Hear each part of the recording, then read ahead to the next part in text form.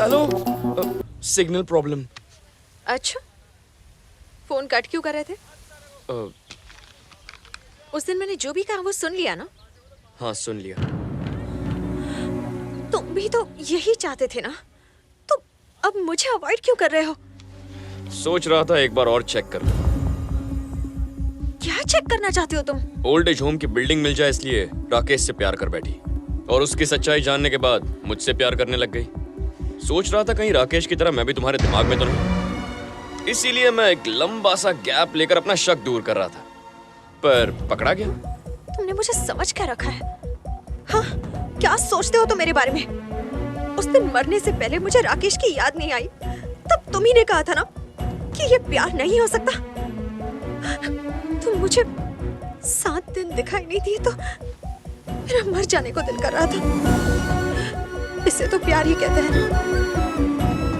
तुम्हें कोई और मिल गई है क्या?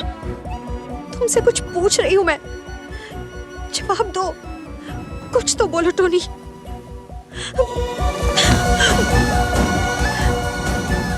तुम्हारी ये चुप्पी मेरी जान ले लेगी टोनी। प्लीज मुझसे बात करो, मैं तुम्हारे बिना एक पल भी नहीं रह सकती। वादा करो कि तुम मुझे छोड़ के कभी नहीं जाओगे।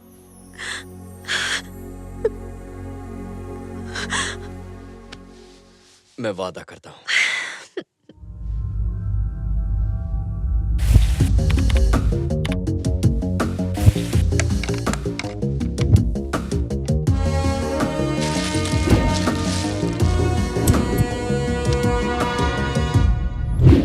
डॉगफादर नहीं, गॉडफादर। अब आगे क्या होगा? एक तो वो हत्यारा अभी तक नहीं मिला, उसके ऊपर ये नया पुलिस ऑफिसर हमारा ब्लड प्रेशर ऊपर नीचे करता जा रहा है। धरती फिर से हिल रही है भाई।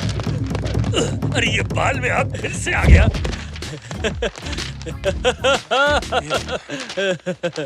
आपको मेरी बातें सुनाई नहीं दे रही थी ना, तो सारी लिख कर लाया हूँ, पढ़िए।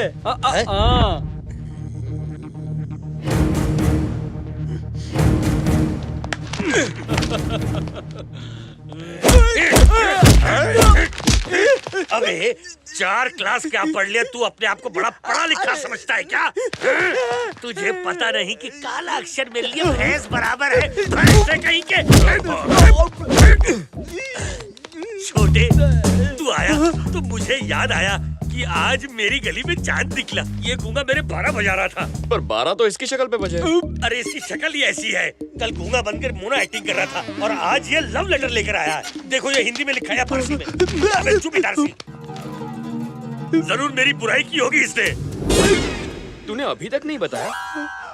मुझे तो लगा कब का बता दिया होगा। क्या नहीं बताया? कुछ नहीं झुन्नू भाई, इरफान और उसके आदमियों को और मिनिस्टर और उसके बेटे राकेश को किसने मारा वो लिखा है इसमें। उन्हें किसने मारा? मैंने। और किसने? तुमने? हाँ झुन्नू भाई। देख छोटे, ये कॉमेडी का वक्त नहीं है, मैं फुल ट्रेजेडी के मूड में हूँ। मैं कॉमेडी क्यों करूंगा? आपको यकीन नहीं होता ना?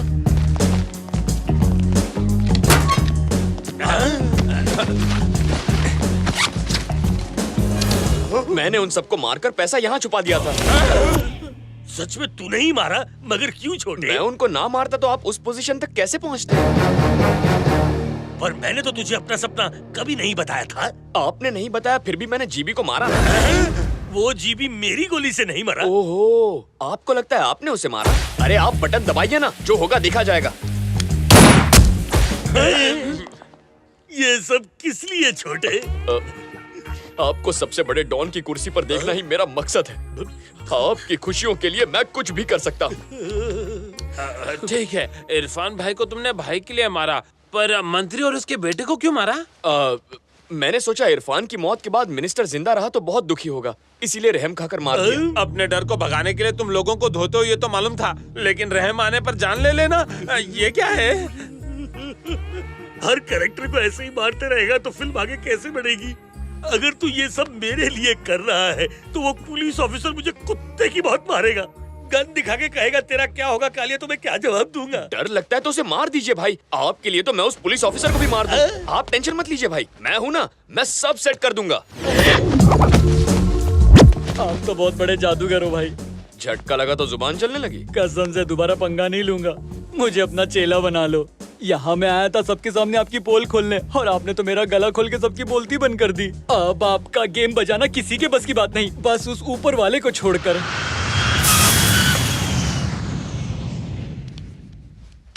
जहाँ तक मैं जानती हूँ इनकी किसी से कोई दुश्मनी नहीं थी। कितने शांत स्वभाव के थे ये। मेरे मासूम बेटे और पोते को मार डाला रे। ये क्या हो गया?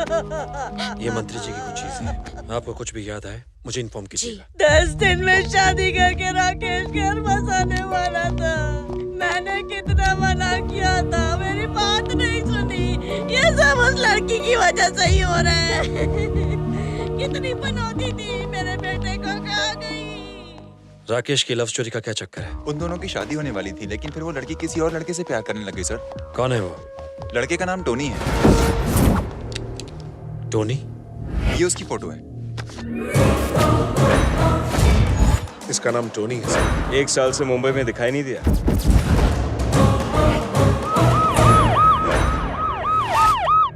टोनी यहाँ रहता है? रहता यही है, पर मंदिर गया है। कौन से मंदिर? देवी के मंदिर, गांव के बाहर पहाड़ी पर है।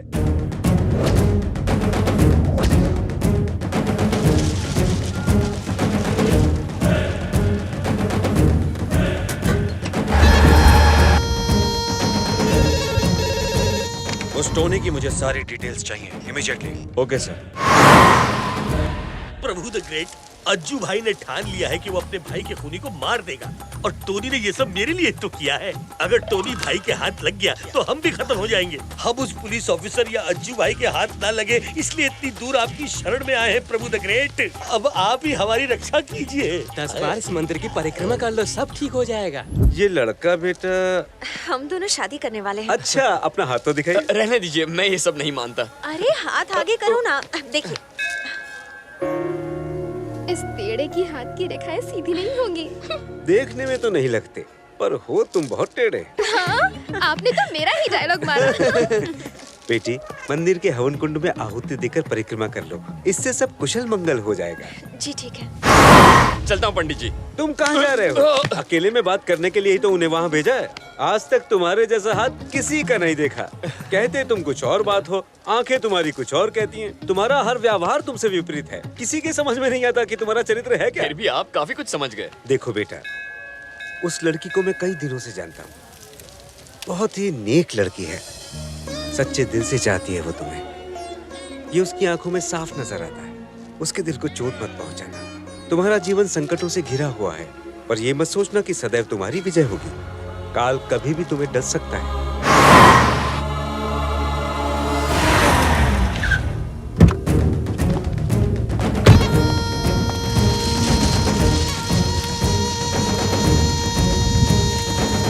लगता है ये पंडित पहले जिम में ट्रेनर था। तभी तो 100 बार परिक्रमा करने को बोला है। पहचान गया तो कुत्ते की बहुत मारेगा।